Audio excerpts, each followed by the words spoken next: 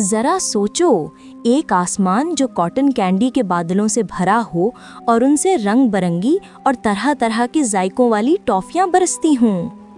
نیچے گاؤں میں بچے دوڑتے ہوئے اپنی پسندیدہ ٹافیاں جمع کرنے لگے، لیکن بہن بھائی سبین اور سرمد کا ایک خفیہ منصوبہ تھا، صرف بلو بیری ٹافیاں جمع کرنا اور انہیں چھپا کر رکھنا۔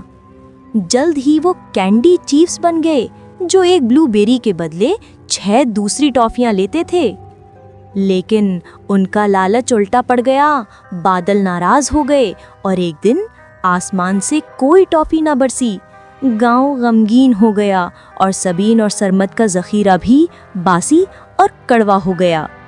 شرمندگی کے ساتھ انہوں نے اپنا سارا ذخیرہ سب میں بانٹ دیا، اور اگلی صبح کینڈی کی بارش پہلے سے بھی زیادہ روشن اور مزیدار لوٹ آئی۔ نبی کریم صلی اللہ علیہ وسلم نے فرمایا، جو شخص کھانے پینے کی چیز ذخیرہ کرے تاکہ قیمت بڑھے، وہ گناہگار ہے۔